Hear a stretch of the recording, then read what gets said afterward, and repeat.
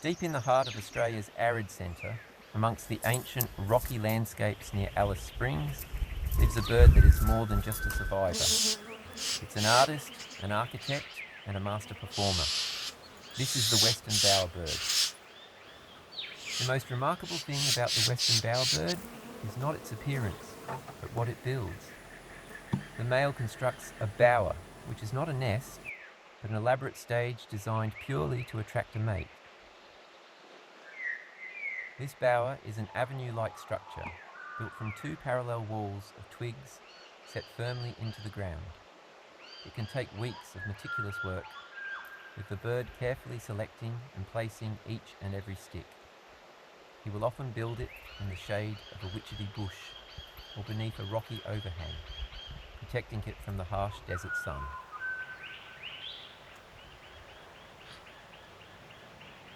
With his stage set, the performance begins. When a female approaches, the male puts on an incredible show. He'll strut and hiss, fan his wings, and flash that stunning pink crest.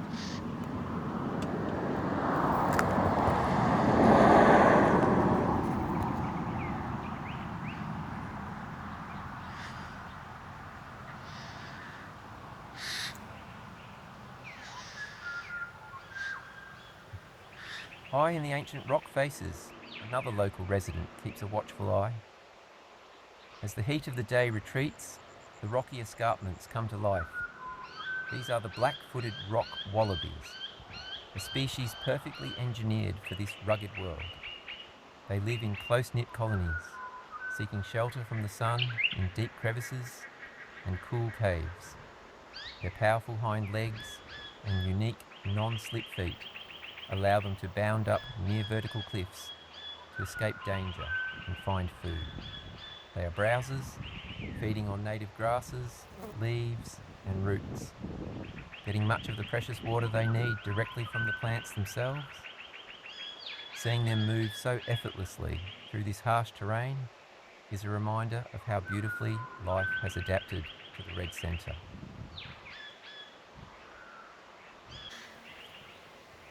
But his greatest talent is his voice.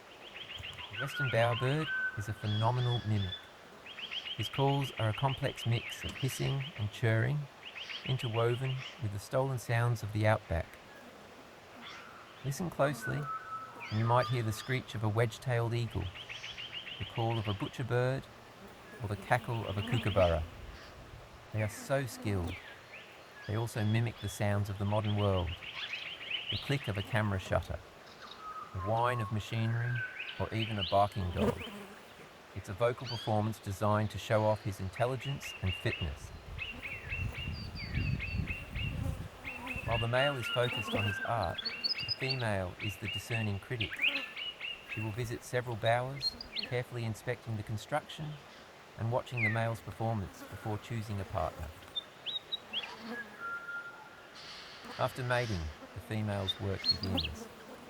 She builds a simple, cup-shaped nest entirely on her own, often some distance from the bower.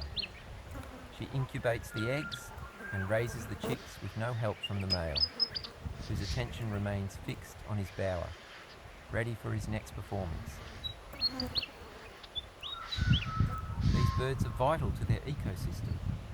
They are avid fruit eaters, particularly fond of native figs and rock figs found in the gorges of the McDonnell Ranges.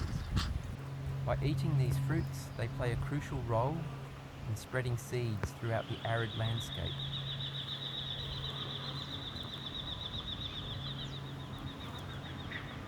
But the construction is just the beginning. The real artistry is in the decoration. The male Western Bowerbird is an obsessive collector. He scours the landscape for objects to decorate his stage, and in the country around Alice Springs, his taste is very specific. He is drawn to white, grey, and shiny objects.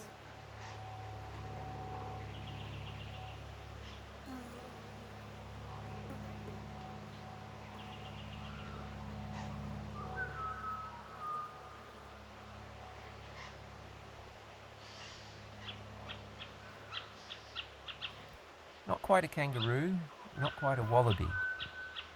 This is the common Walaroo, known to most locals simply as the Euro. Stockier, shaggier, and more powerfully built, the Euro is the master of the rocky hills and slopes. Often seen alone, they are true survivors, thriving on coarse vegetation. A tough, resilient icon of the rugged Central Australian ranges.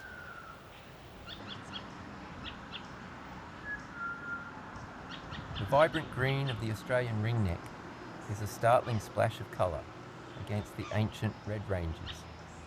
Here, the timeless ritual of survival unfolds. A young bird, now fully feathered and out of its nest hollow, still relies completely on its parent. Life in the arid centre is demanding, and this energy-rich meal of regurgitated seeds and blossoms is a crucial lifeline. For the fledgling, it's the fuel needed to master flight and learn the hidden sources of food and water, ensuring the next generation can thrive in this demanding, beautiful land.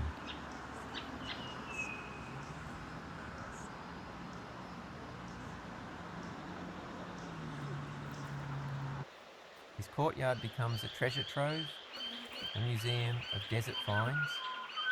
You'll see collections of sun-bleached bones, white river stones, snail shells, and shiny aluminium ring pools. In areas closer to human settlement, the collections can include glass, metal scraps, and even car keys. Decades of use. A successful male may use and maintain the same bower site for more than a decade, constantly renovating and improving it. Master thieves, competition is fierce. Males will frequently steal the most prized decorations from a rival's bower to enhance their own. A particularly good collection is hard to defend. Sexual selection. Showcase. The bowerbird is a classic example of sexual selection, where a trait, bower building, evolved because it's preferred by the opposite sex. A better bower suggests a smarter, more resourceful, and healthier male. Relationship to birds of paradise. Bowerbirds are closely related to the famous birds of paradise of New Guinea, another group known for their spectacular courtship displays. A mixtape of sounds. During his display, the male will unleash a bizarre and complex series of calls that include his own chattering and hissing notes, with uncanny imitations of other local sounds. Impressive repertoire. He can flawlessly mimic the calls of other birds, such as hawks and kites, which may be used to impress the female or intimidate rivals. Human and mechanical sounds. Near human habitation, their mimicry becomes even more surprising. They have been recorded imitating the bark of a dog, the chop of an axe, the whir of a chainsaw, and even the sounds of children playing.